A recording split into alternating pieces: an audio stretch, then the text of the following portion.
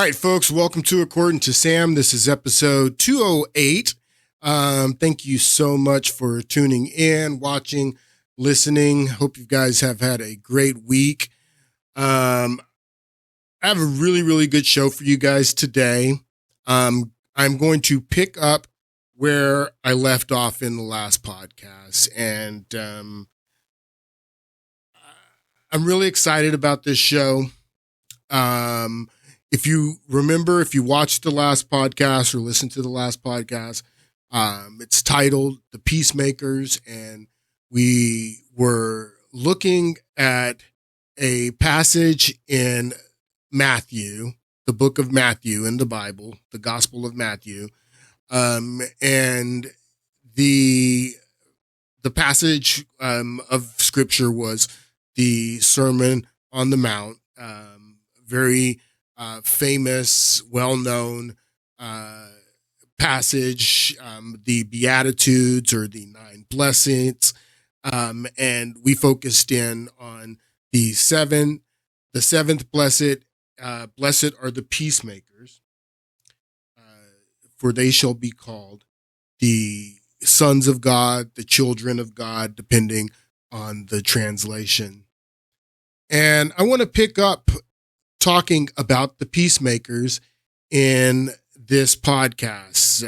We talked a little bit about the peacemakers in the last podcast, and what constitute a peacemaker, what the peacemaker strives for in creating peace. Not only talked about it, it's not only between nations that are at war, but it could be co-workers who are at war, friend group, a group of friends, or you have two members of the friend group that are fighting and have conflict. The peacemaker looks to make peace in that situation. And I was talking about how this theme of peace and talking about peace is all over the Bible, not just in this passage where Jesus is saying this in his Sermon on the Mount, but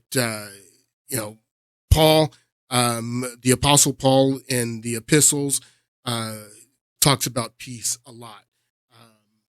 Paul is probably one of the best psychologists in human history.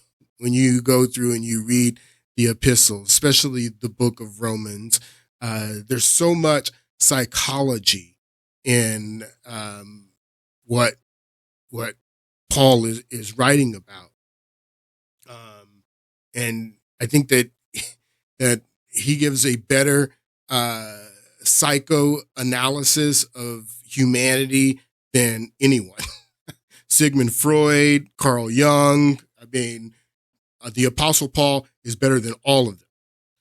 And this concept of peace, as I was saying, the peacemaker in the last podcast, the peacemaker is someone who has inner peace from the start. That's where the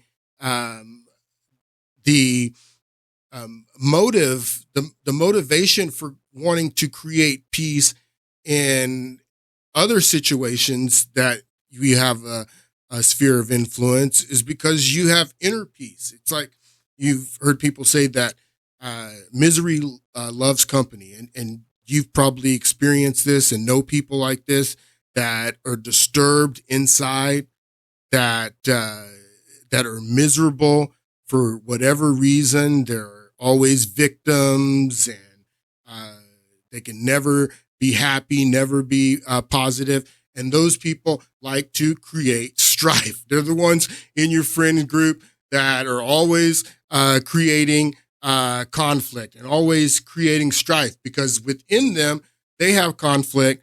They're disturbed inside, so they want to disturb the world. That's, people have psychoanalyzed, a lot of the elite and, a lot of these guys that want to control the world, like, these World Economic Forum guys. And a lot of people have psychoanalyzed these guys as being sociopaths, having a real disturbance within themselves. That's why they are disturbing the world. But just like misery enjoys company, peaceful people that have peace, inner peace, they want company.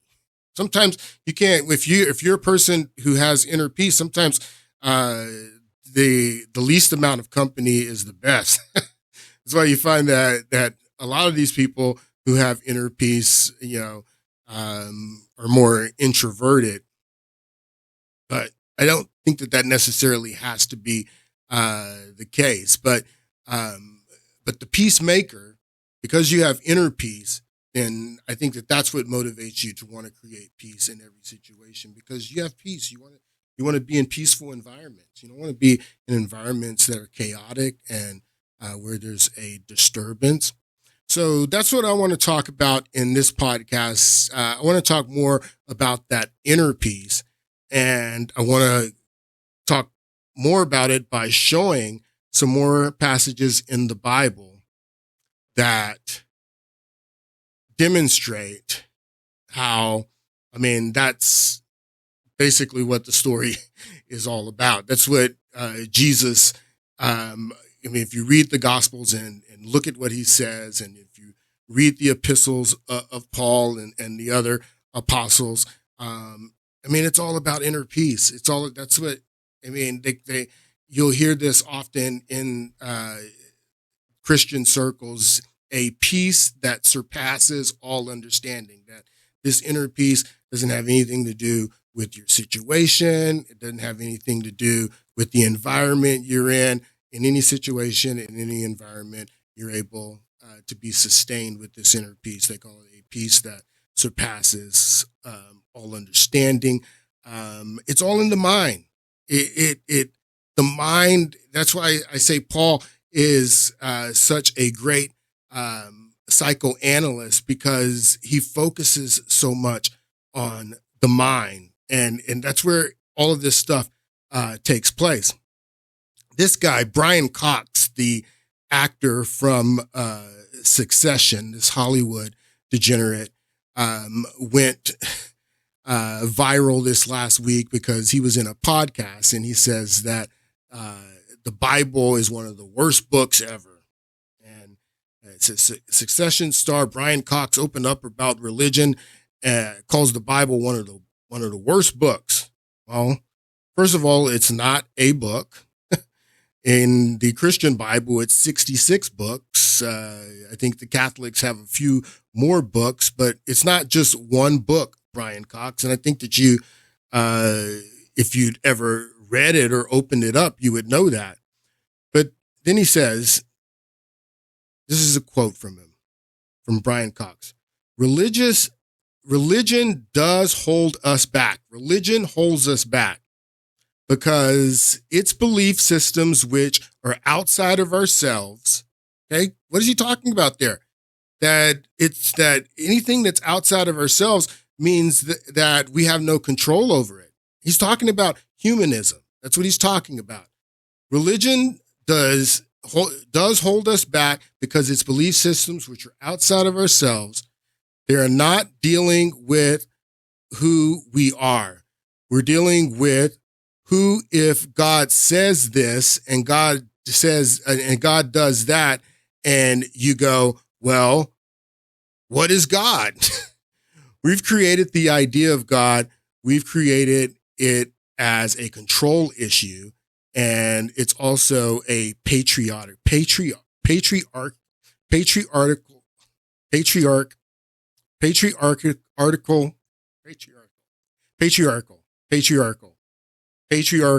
issue. I heard someone just the other day say that if you think that the patriarchy is bad, wait till you see the matriarchy. And it cracked me up because I just got this visual. Wait till you see the matriarchy. If you think the patriarchy is bad, wait till you see the matriarchy. But that's what this guy, Brian Cox, says. And he could not be more wrong. He knows nothing about the Bible, but he's a humanist, and he is espousing humanistic point of view, a humanistic point of view that has been ingrained purposely. I'm getting ready to show you purposely ingrained in this society. And that's where this point of view comes from. But let's actually look at some of the verses in the Bible. We talked about this one in the last podcast, and going back to this topic of peace. This is Romans, Paul writing the letter to the Romans. This is the 14th chapter, 17th verse. The kingdom of God is not eating and drinking. It's not materialistic. It's not material. That's what that's basically saying. That the universe is not only a material universe. You need something else to sustain you besides only eating and drinking. For the kingdom of God is not eating and drinking, but righteousness, peace, and joy in the Holy Ghost, in the Holy Spirit. That's what Paul says.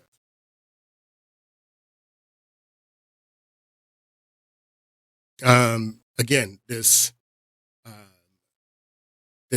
idea of peace, this is righteousness, living right, inner peace with the Holy Spirit, and joy, and having joy in your life. Joy is not happiness, but joy, I think, relates back to this inner peace, this peace and joy, peace and joy, righteousness, peace, and joy. Here's another passage. This is 2 Timothy. This is Paul writing to Timothy, the first chapter, 7th verse. For God has not given us a spirit of fear, but of power, of love, and of a sound mind. There's that idea of a sound mind. What's a sound mind? A peaceful mind, a mind that's not disturbed, and not a mind that is not, bouncing all over the place. Discipline. That's another translation. This is actually if you go and you look at the Greek, discipline is more reflective, or self-control. Self-control is more reflective of what Paul is saying here. But God has not given us a spirit of fear. We're not afraid of everything, and we're not able to be manipulated by fear, but he's given us a spirit of power and of love and of a sound mind. That is something that when you look at the world right now, that's something that people want. That's something that is highly sought after, having a sound mind. And it doesn't matter if you're rich or if you're poor. You can't buy, just because you have a lot of money, you can't go and buy a sound mind. Oh, well, they've told you that you can in a bottle. That's what they a lot of people are popping pills daily just to get a sound mind. Because without the pills, is what they've told you, the pharmaceutical companies have sold you this idea of mental health, and that to get a sound mind, you need what they have to sell you. So I guess you can buy a sound mind if you have enough money. But no, even if you don't have money, I'm sure that that's part of even government. I mean, your insurance company will pay for your pharmaceuticals now for mental health, so you can get a sound mind. Romans 7. This, I'm not going to read this, but if you read this, man, this chapter really demonstrates Paul's ability to psychoanalyze human beings. And quite frankly, I think that Sigmund Freud got his idea and took his idea of the id, ego, and superego directly from this chapter. They're too similar, the two theories. And Paul wrote Romans 7, 19th centuries, 18th centuries before Sigmund Freud was ever born. But if you know the theory of Sigmund Freud's theory of the id, ego, and superego, you know that the id basically it would correspond. Well, you wouldn't know this if you don't know the relationship, but the id seeks after very base level desires, and the id has no self-control. The id is completely not disciplined at all. And then you have the superego, and the superego is disciplined. The superego makes rational decisions, not decisions based on emotion and impulse. And then you have the ego, and the ego is basically the mind. And the mind has to decide if it's going to play towards the id or towards the superego. That is, paraphrasing, but that's basically what Freud says. Well, that's the same thing that Paul says here in Romans 7, but he lays it down that you have the id would correspond to the flesh, is what Paul calls the flesh, and he says that.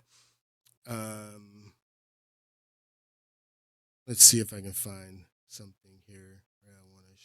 So the id would correspond to the flesh, and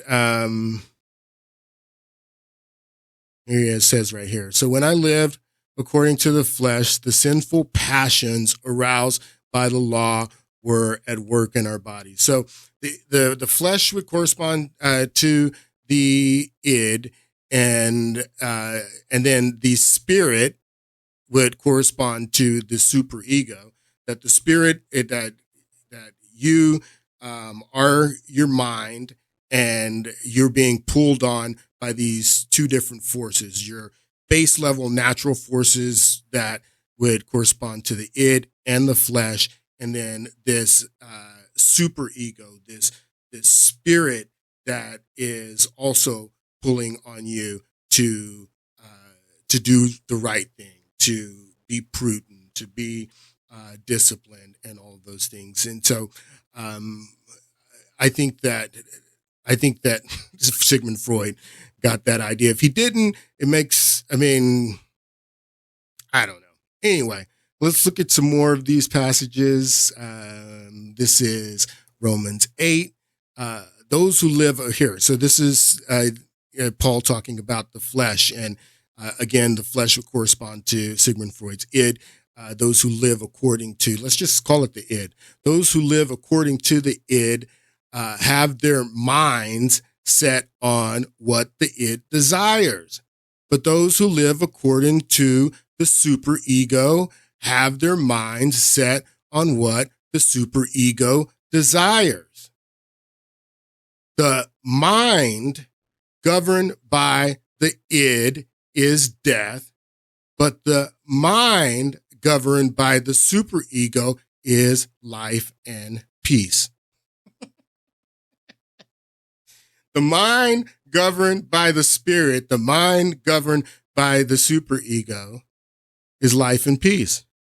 The mind governed by the flesh is hostile to God and does not submit to God's law, nor can it do so. Those who are in the realm of the flesh cannot please God. I have just a few more of these, and then we're going to get into what I want to talk about in the podcast. I'm just building some layers here for you. And then we're going to get into the meat of what I want to talk about. This is Romans 12. And this passage, therefore I urge you, brothers, on account of God's mercy, to offer your bodies as living sacrifice, holy and pleasing to God, which is your spiritual service of worship. And then this part, do not be conformed to this world, but be transformed by the renewing of your mind. Renewing of your mind. Do not be conformed to this world, to the secular world, basically, is what he's talking about here. Do not conform your mind to the secular world, but transform your mind by the renewing of your mind. That's what Paul says here. I thought that this passage was interesting. It says, then you will be able to test and approve what is good, pleasing, and perfect to God. And then there's this concept that Paul also talks about when he talks about a depraved mind, that a mind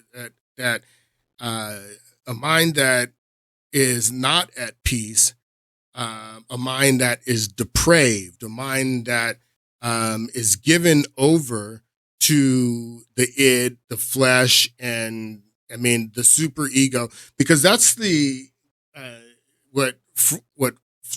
that's what Sigmund Freud says, and that's what Paul says, is that there's some push and pull, between the id and the super ego and the flesh and the spirit. Sometimes I may indulge in the flesh. That's, if you know anything about,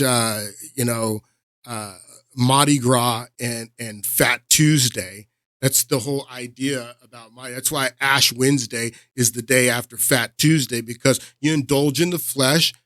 The Mardi Gras season actually starts after Christmas in early January, and then the end of the Mardi Gras season, the last day, is Fat Tuesday, and you indulge in the flesh on Fat Tuesday.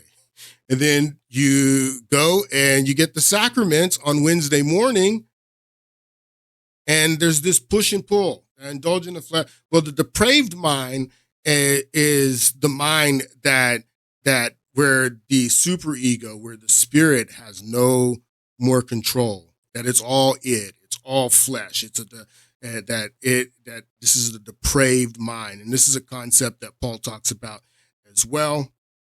This is in the first chapter of Romans, 26th verse. For this reason, God has given them dishonorable passions. And then if you read, you got to read this whole chapter.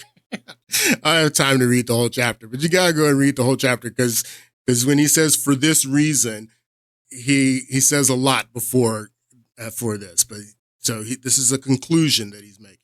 For this reason, God has gave them over to dishonorable passions. Even their women exchange natural relations for unnatural ones. Likewise, the men abandon natural relations with women and burned with lust for one another. Men burned for lust for other men. Men committed indecent acts with other men and received in themselves the due penalty of their error. Furthermore, since they did not see fit to acknowledge God, he gave them up to a depraved mind. The mind is depraved. To do what ought not be done. They have become filled with every kind of wickedness, evil, greed, and depravity. They've been given up to the spirit, the superego, the spirit has no influence over them. They've been given up to the id and to the flesh, to this depraved mind, and they are full of envy, murder, strife, deceit, and malice, is what Paul says. So again, it's all about the mind, everything. So I don't know what you may feel about Alex Jones and his show InfoWars, but I have always loved his tagline and, the name of his show, because I've always thought that it was so on point, that's what all of this is about. I mean, that we're in an information war. Information is like fuel for the mind. Information is everything, and that is the nature of our existence right now, is information. And Alex Jones's tagline is that we're in an information war, and it's a war on for your mind. That's what it is. That's what we're dealing with right now. It's mind war. It's information war. This is another.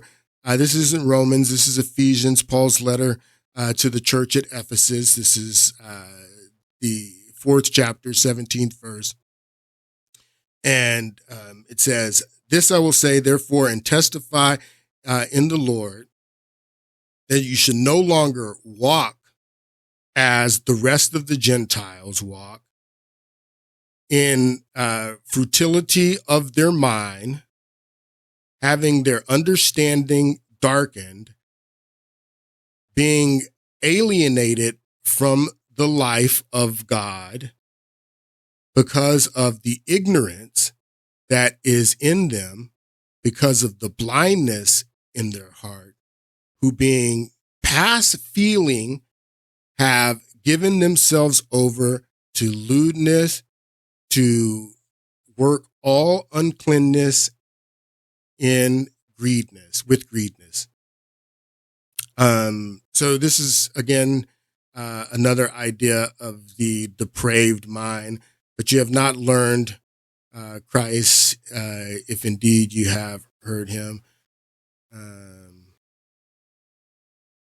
have been taught by him, as the truth is in Jesus, that you put off concerning your former conduct." Oh, all right. I knew that there was something here that I wanted to see. "The old man, which grows corrupt according to the deceitful lusts, and to be renewed in the spirit." So this is another concept that Paul lays out in his epistles all over. And it's not only in the epistles, it's in the Gospels, where Jesus tells Nicodemus that you must be born again. That's the other part about it, that Christianity is built on the idea that there is an old man, an old mind that you used to have, and that you get an entirely new mind, and in getting a new mind, you're an entirely new person. That's what baptism stands for.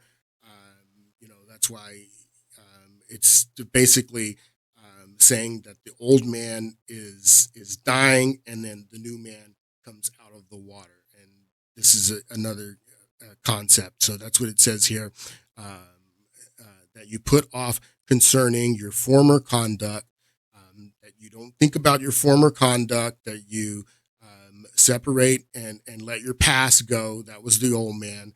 That the old man, which grows corrupt according to his deceitful lust, and be renewed in the spirit of your mind.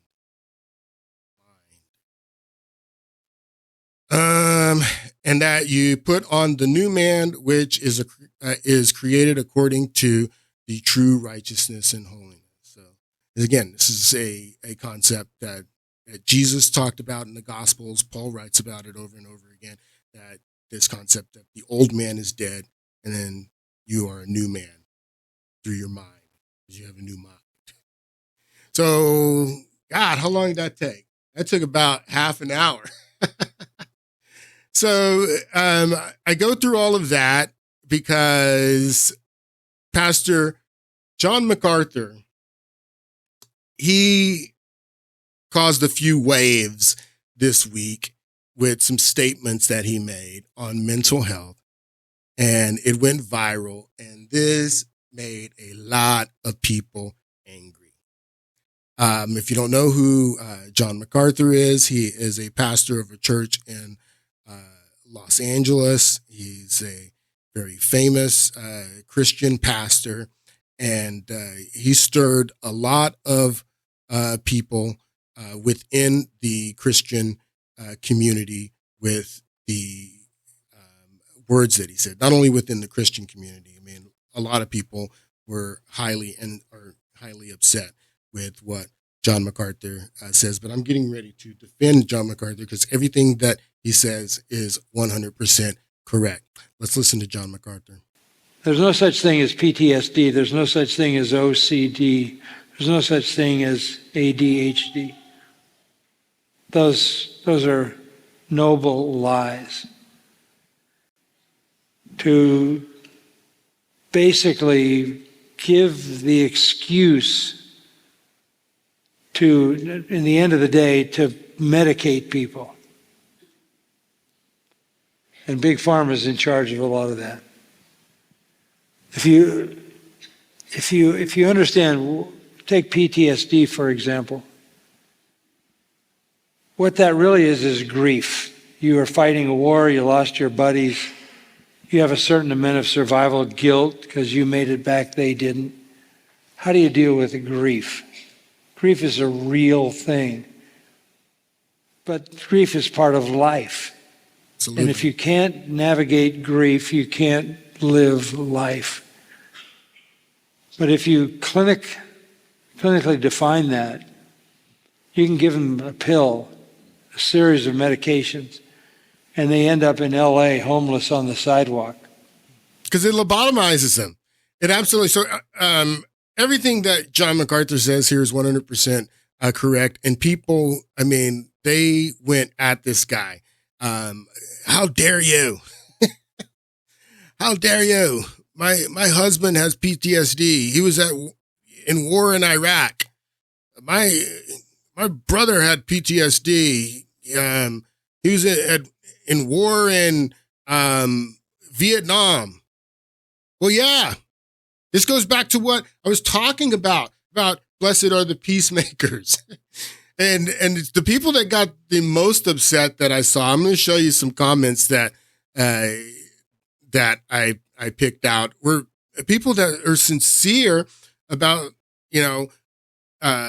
their war trauma, mostly the war trauma. There were some people, as you're going to see, that still holding on to that chemical imbalance lie. And if you don't know, there was a study done about a year ago that proved that there's no such thing as chemical imbalance.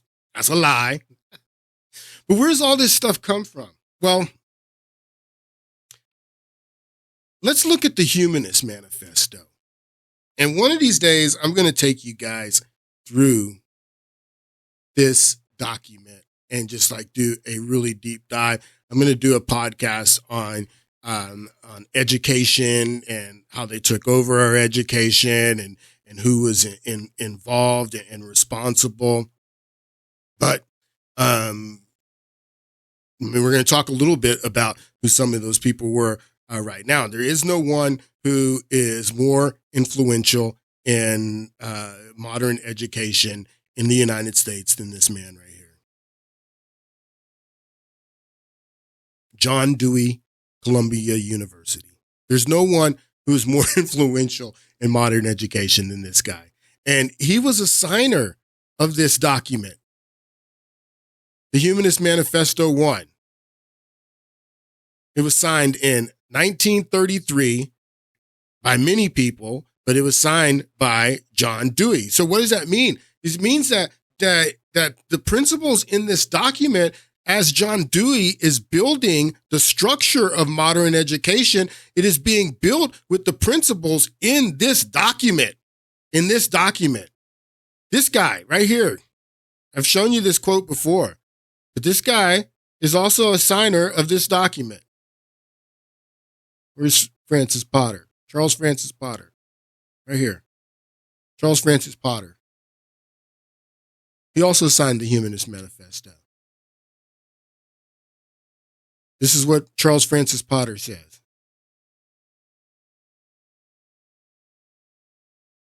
I've shown you this quote before. Education is thus a most powerful ally of humanism. Every public school is a school of humanism. What can the theistic Sunday school meeting for an hour once a week and teaching only a fraction of the children do to stem the tide of a 5-day program of humanistic teaching? That's what this guy says, Francis Potter. So what he says is that these principles, he said that in the 1930s when they put this document together, and these are the principles. These articles in Humanist Manifesto 1 are the principles that they put in public education, and they're the principles that most of our society believe today. Their worldview comes from these principles because, just like Francis Potter says, that every public school was a school for humanism. That's why they work to take prayer out of school. That's why they'll tell you that the First Amendment and separated church and state means that you can't have any religion in school at all.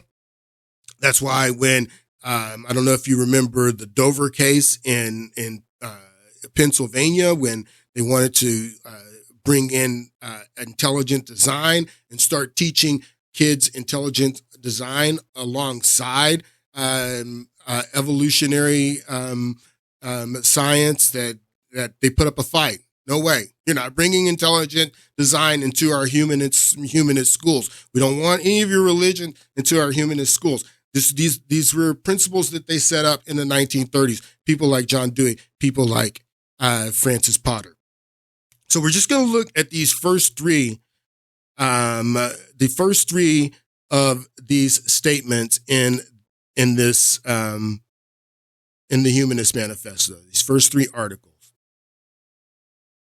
Number one, and ask yourself, does the majority of society believe these first three articles, and if so, why? And then think about, if you know the history of America, I mean, in 1933, when they first signed this document, the answer to the question of does majority of society believe these articles and these principles laid out in this article, in 1933, the answer to that question would be different than now, because it took time. It took time to ingrain these principles that they lay out in this document into the culture, into society through the education system. Number one, religious humanists regard the universe as self-existent and not created.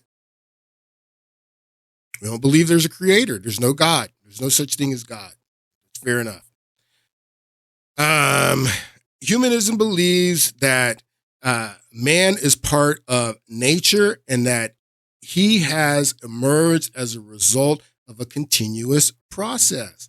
So if there's no God, of course, God couldn't create man. So man comes from nature and developed through a natural process, a natural continuous process. And that's the evolutionary process, natural selection. And then number three, this one's very important to what we're talking about today. Holding an organic view of life, humanists find that the traditional dualism of mind and body must be rejected. They indoctrinated an entire nation to believe that because you come from nature, there's no God, then that means that you have no spirit, that you have no soul. The idea of dualism of mind and body is rejected, that the mind is part of the body. So if there is a disturbance in the mind, the only way to treat that is through nature and medicine and through the physical process, because basically what they're laying out here and that's why we have such a materialistic society, because these people gave you materialism and they ingrained materialism in our society through the education system. This is what materialism is. That this is a material world. That's what Madonna said. A material girl in material world. What did Eddie Murphy say? I'm a material girl in a material world. That means buy me something.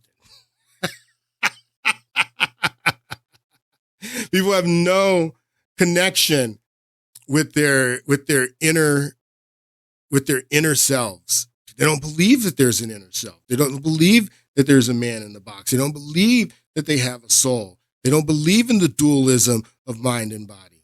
They reject it. They reject it because this worldview was ingrained in our society, and they have been taught to reject it throughout grade school, throughout college. That's why the colleges are the way they are and what's going on in the college. Education is thus the most powerful ally of humanism. Every public school is a school of humanism. What can a theistic Sunday school meeting for an hour once a week and teaching only a fraction of the children do to stem the tide? This guy said this in the 1930s. And look at the tide now. Look at the tide. So going back to what John MacArthur says here is that, yes, they pushed all this on you with the DSM-5 and the pharmaceutical companies all, are in on this and making tons of money off treating people for mental health, for things that have nothing to do with physiology, that have everything to do with spiritual issues, with issues of their soul, with lacking inner peace, being disturbed for a reason. And drugs don't do anything but mask that. That's all it does. I told you that about a year ago, there was this study that they did in England showing that the old chemical imbalance narrative that they told us for years, it was a lie the whole time. A lie the whole time.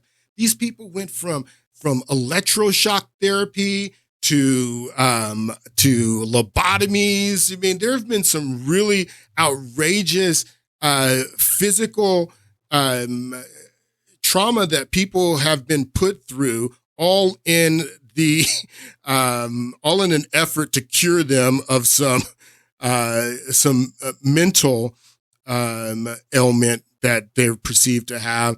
And again, some of these people, maybe they really have severe mental ailments. I'm not saying that there aren't some, really severe mental ailments, but everybody on these pharmaceutical drugs, everybody that's claiming anxiety, depression, and all this stuff, I mean, that's not, and PTSD as well. That's not physical. That's something emotional. And I'm going to show you some of these comments a little bit later. But this is why we shouldn't be sending young men off to war, because war is traumatic. That, especially if it's not a just war. If it's not a just war, that does something to your soul. That what George Bush did to people that he sent to Iraq to kill people, to terrorize those people. Yes, they should come back disturbed. They shouldn't have been there. George Bush shouldn't have sent them there. And they want to create these monsters to go off and fight these wars, and war affects people. It's not a chemical imbalance. It's not, something, you went off to war and you saw horrible things, because that's what happens in war. And you may have even done horrible things. And yeah, you have guilt. like John MacArthur says, you have trauma. You don't have a chemical imbalance. Major depression is one of the most common mental disorders in the United States. Many people are taking prescribed antidepressants to help the chemical imbalance that was believed to be the cause of the disorder up until recently. New research shows that the decades-old theory is not supported by evidence. Decades. They told you this for decades, and it's not supported by evidence. We're just now finding a year ago that it's not supported by evidence. This bombshell report is psychiatrist and Odyssey Behavioral Healthcare Chief Medical Officer, Dr. Daniel Bober. Dr. Bober, good morning. Good morning. So what does the research show? Well, this was something that was really pushed in the late 80s by the pharmaceutical industry, and unfortunately, by the pharmaceutical industry. By the pharmaceutical, it was put. The whole chemical imbalance lie was pushed by the pharmaceutical industry so they can sell you drugs. Oh, you don't say. Research show. Well, this was something that was really pushed in the late 80s by the pharmaceutical industry, and unfortunately, by many of the professional societies. people believe that depression is simply an on-off switch, and that if you change chemicals in the brain, specifically serotonin, that it's going to make it go away. And we know that depression is so much more than that. There are so many different neurotransmitters in the brain, including the glutamate system, that are involved. But it's also things like biochemistry, genetics, early childhood trauma.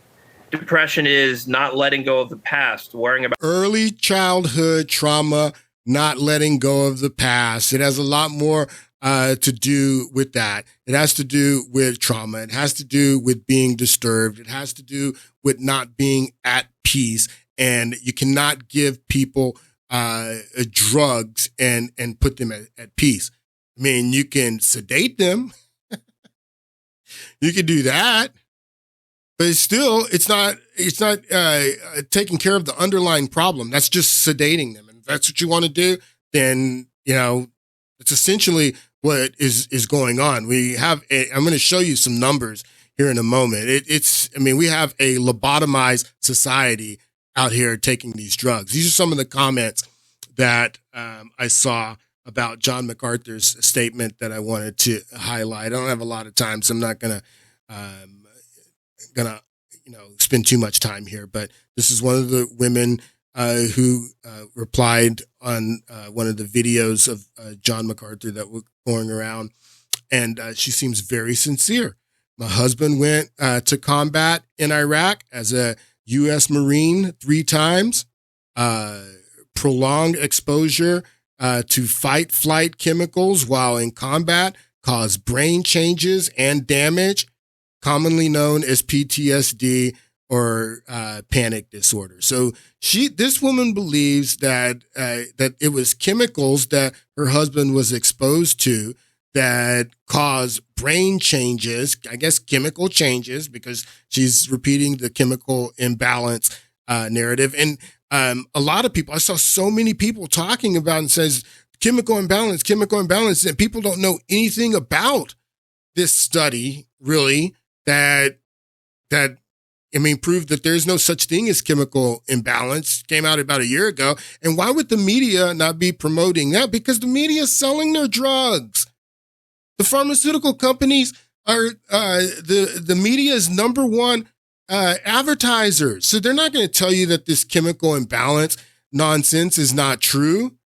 The way his brain responds to normal stress now is to dump chemicals and adrenaline to prepare to fight.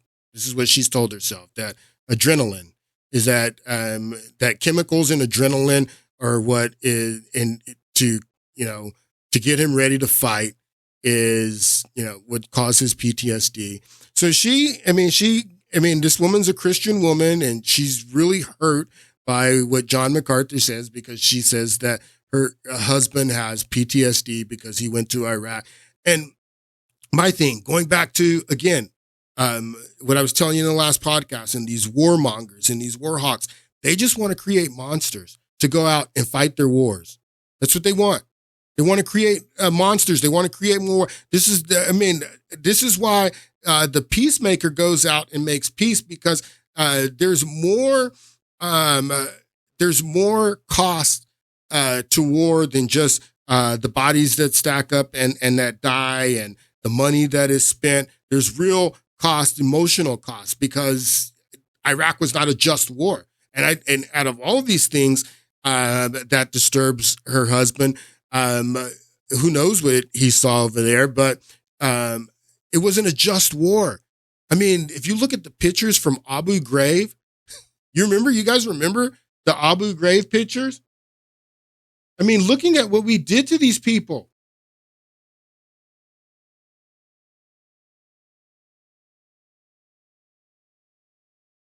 Looking at what we did to these people, yes, that would have an effect on you. That would damage you. I would think any normal person would have trauma because of this. Is what we did to those people. Yes, absolutely, absolutely. I would say that you would have trauma if you did something like this. That there's a reason that you have that trauma. It has nothing to do with chemical imbalance. It was over there. You're over there doing evil. And yes, that should disturb your soul. Here's another one. This guy commented, are there millions of cases of overtreated, overdosed people with PTSD, OCD, and ADHD? Yes, of course. But bro, I have 20 years of war fighting under my belt. 20 years. That means that he was there war fighting through the entire war on terrorism, what George Bush did to this guy. But bro, and Joe Biden, but bro, I have 20 years of war fighting under my belt, and to say that trauma-related stress isn't real, that's not even what John MacArthur says. He didn't say that trauma-related stress isn't real. He says that the pharmaceutical companies have told you that they can treat your trauma-related stress with pills. And John MacArthur says that, no, that's not going to treat your trauma-related stress, and you need something else.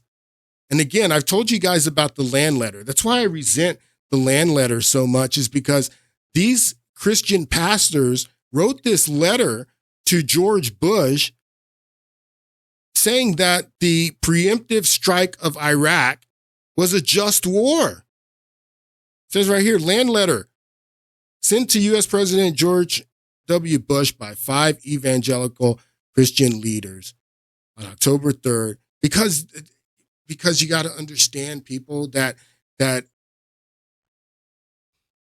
an unjust war, being a warrior in an unjust war, yes, you can't just go off and fight an unjust war and do things that are inhumane and that go against all of your principles as a human being, and then just come back and just live a normal life like you didn't do that stuff. That's not a chemical imbalance. That's guilt. That's regret. And you should have that. And George W. Bush shouldn't have sent you guys to Iraq or Afghanistan and all these other wars around the world to advance the American hegemony. We did these were unnecessary wars. We went out and we made these wars. We're not peacemakers. We made the war. And yes, that would leave guilt in me. That would, I would have trouble sleeping at night. Absolutely. I would be disturbed. I wouldn't be able to have inner peace. There's this, the movie, The Force Awakens, if you guys have ever seen The Force Awakens, hold on. There's this scene in the beginning where they land on this planet, and the stormtroopers come out and they just start slaughtering people. And this is, I guess, one of the first Star Wars movies where a stormtrooper removes his helmet. This is when you're introduced to the character Finn, and he basically leaves the Empire and becomes part of the rebellion. But there's this portion of the movie where he starts to get a consciousness and regret about what the Empire is doing and slaughtering all these people. I just think that it's really interesting and kind of goes to what I'm saying about how that we're creating these monsters, that we're creating that the globalists, the war hawks in this country, they want to create monsters because monsters are the best fighters, and they're creating monsters by creating war. They're not peacemakers. They're war makers.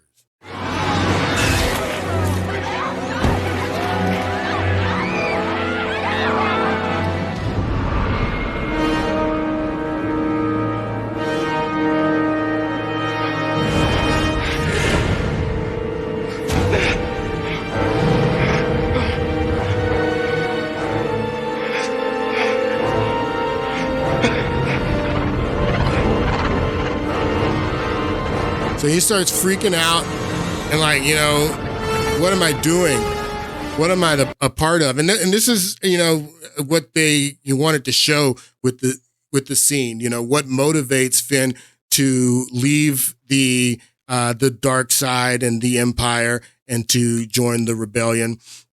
There was this scene from the same movie, and they cut this scene out, but this goes further into kind of demonstrating his humanity, the fact that, he's, feels that, what he's doing is wrong. And I'm just demonstrating this to show that, some of this stuff that we call PTSD, and PTSD itself, post-traumatic stress is what it is that, it's right there in the name, post-traumatic stress, that the trauma comes from what you were forced to do as a soldier, what the military-industrial complex forced you to do, all over the world. That's why Smedley Butler wrote War is a Racket, because he felt guilt. He felt regret over what he realized that he was doing for the American empire, for the big business in New York. That's why he wrote War is a Racket. That guilt is associated with the trauma, and post-traumatic, that the trauma is you going to war, and then after you come back from war, the stress. And this is another part of this scene. This was cut out of the movie, though. Did you know that in Star Wars The Force Awakens, there is a deleted scene that shows a more merciful Finn as a stormtrooper? Here, take a look.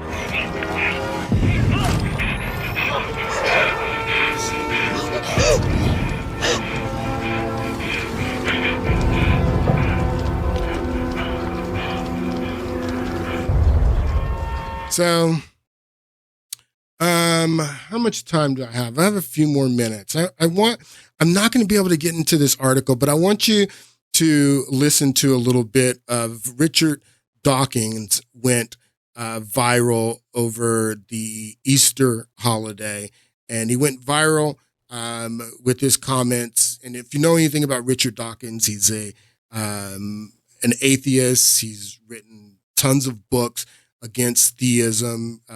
He is one of the most esteemed atheists in the atheist intellectual community. And he surprised a lot of people with his comments that he made over the Easter weekend. Let's take a listen. Professor Dawkins, it's very good to have you join us to discuss whether it matters that Christianity is playing a diminishing role in national life. Welcome to LBC. Thank you. And what would be your Easter message? I've said a few things.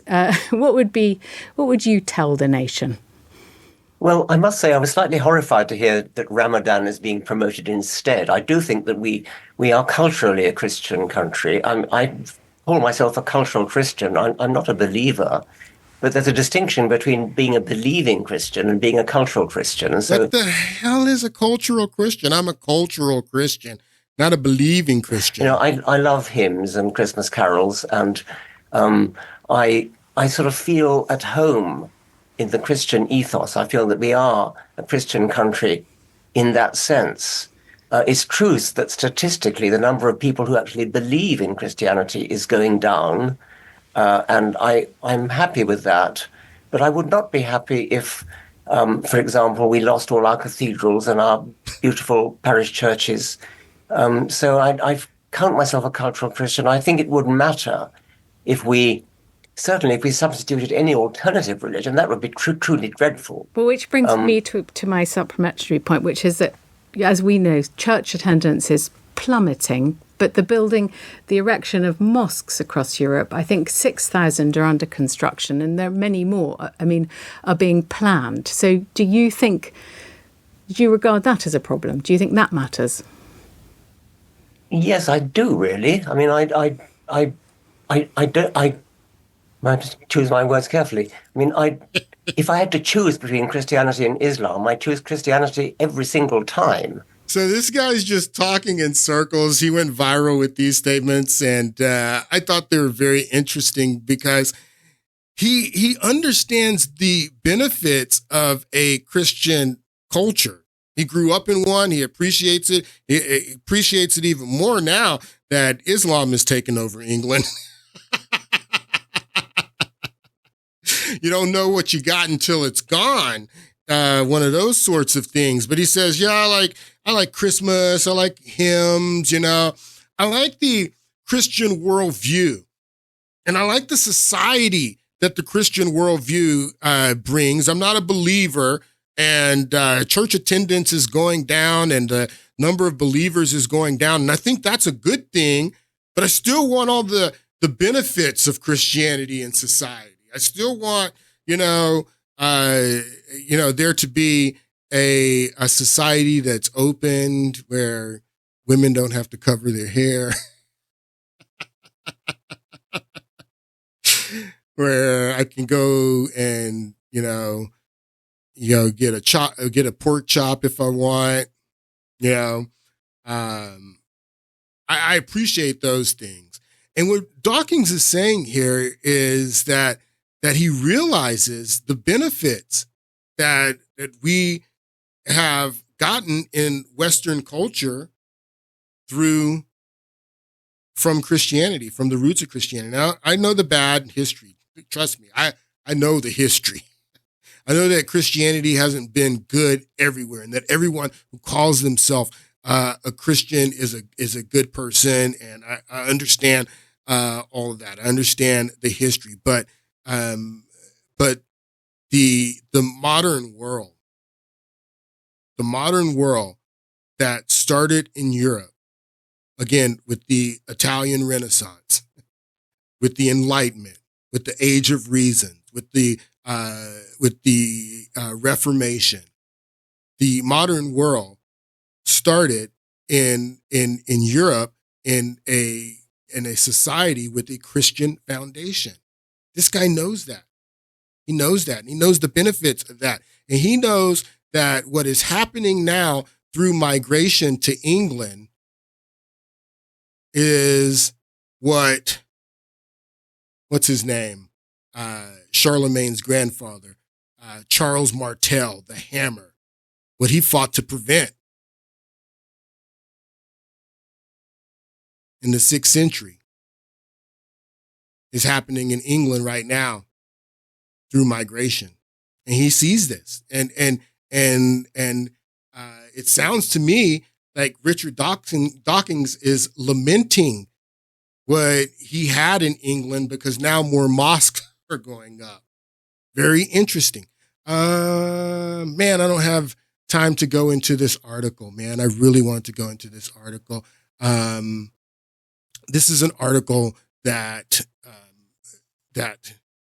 was written in 2008, December 27, 2008. And the article is titled, As an Atheist, I Truly Believe Africa Needs God.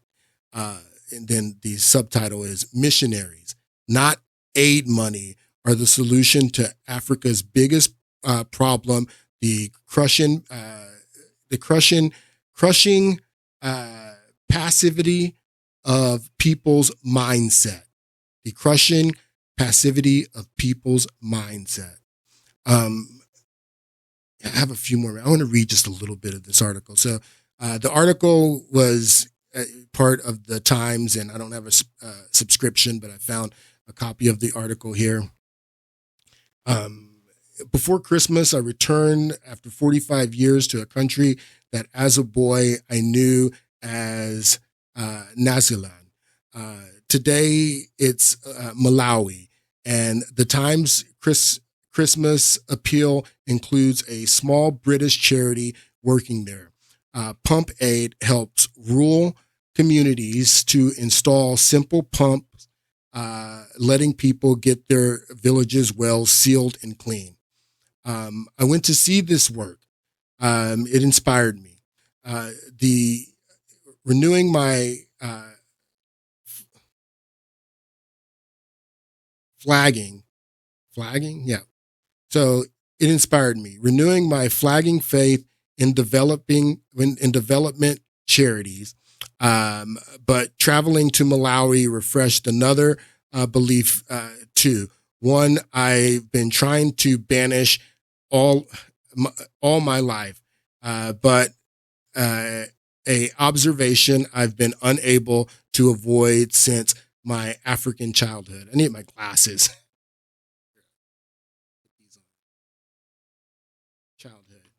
It confused my, let me just expand it. I'm sorry. All right, here we go. Man, I don't have very much time. I'm going to go ahead and play us out. Man, I really wanted to get into this article. I'm not going to pick this up in the next podcast. I have something that I have planned for you guys on Monday. And then I don't know when I'll pick this back up or if I'll pick this back up. I guess I've made my point. I mean, I wanted to defend John MacArthur. I think that he was absolutely right. And I had a lot more that I wanted to share. I really did. And I'm kind of disappointed because the meat of what I wanted to share, I didn't really get to. But I hope you enjoyed it. And then I'll see you guys on Monday. Have a great weekend. I'll see you on Monday.